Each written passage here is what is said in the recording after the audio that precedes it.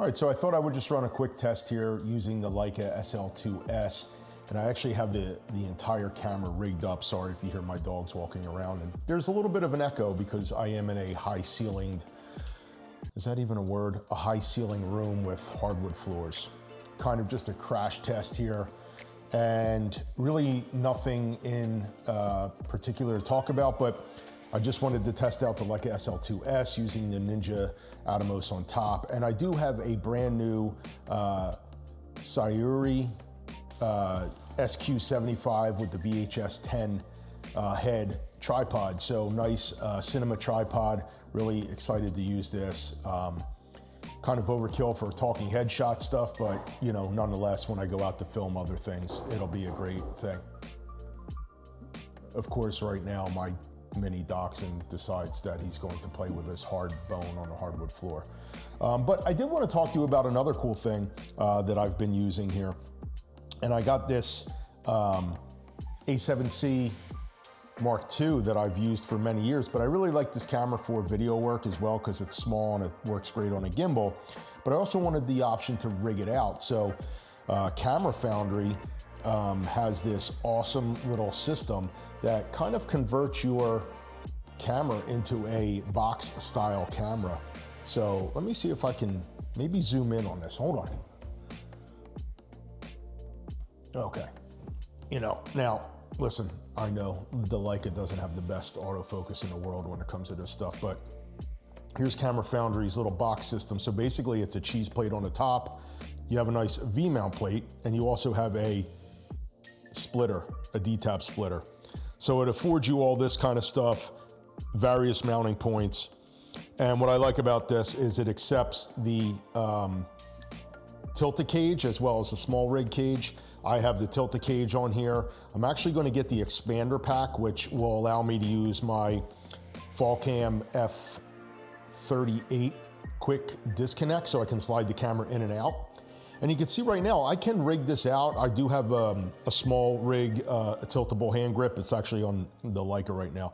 But I can rig it out that way, and I can also have a hand grip with a monitor. But if I want to do like a run and gun style thing, this is really cool. I have this like small little articulating arm that has a NATO rail on the top, and it's a magnet, you know, MagSafe right on the top, and I can use my phone.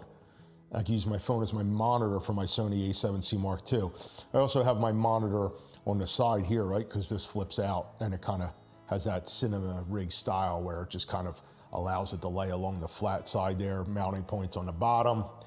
Again, I'm filming this right by the window, kind of just as a talking head thing. I just wanted to mess around with this I actually just wanted to mess around with my color grading on the SL too, but I figured why not talk about something, so I figured I'd talk about this Camera Foundry project. You have really nice cable management on the inside here, and the really cool thing about this is, again, it allows me to run constant power to the battery. I have the small A7CII dummy battery for the bottom of the A7C Mark II, and that goes right into D-tap, running a small rig 99 V-mount battery, which I have powering the Leica right now, but normally that would be on the back, powering that, powering the monitor if I was going to use the Ninja, or I have the Viltrox DC X2 that I use a lot. But I really like to use the phone because I like the phone because I can use the monitor and control app from Sony. The monitor and control app is like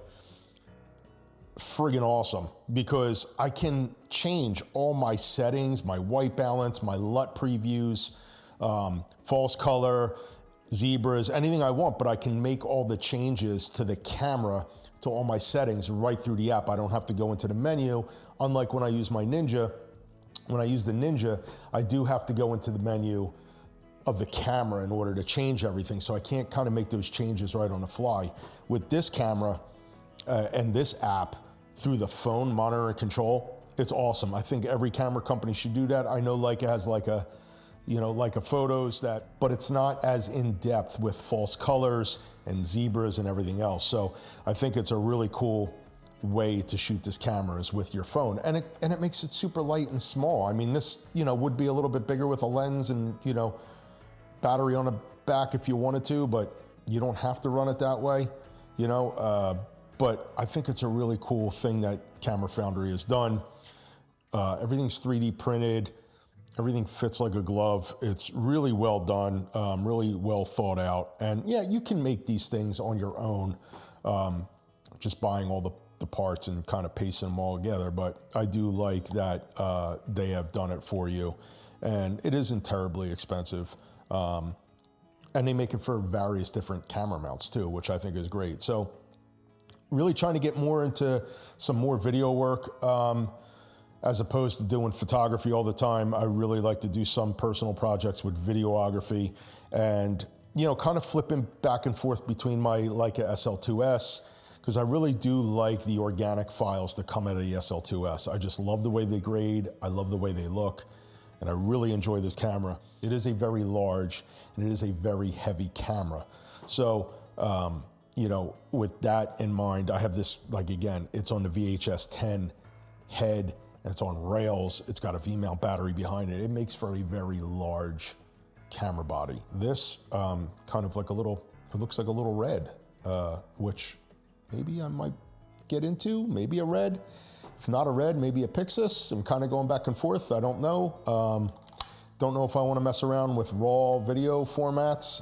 I know that they can be a little bit in depth, but I think the image quality that you get is probably second to none. I'm getting off topic, not that I had one to begin with. Don't even know if I'll post this video, but if I do, please like and subscribe. I just kind of wanted to tell you what I have going on with this and really just kind of test out some gear that you guys are now kind of guinea pigs to. So yeah, let me see if that'll pick up my focus.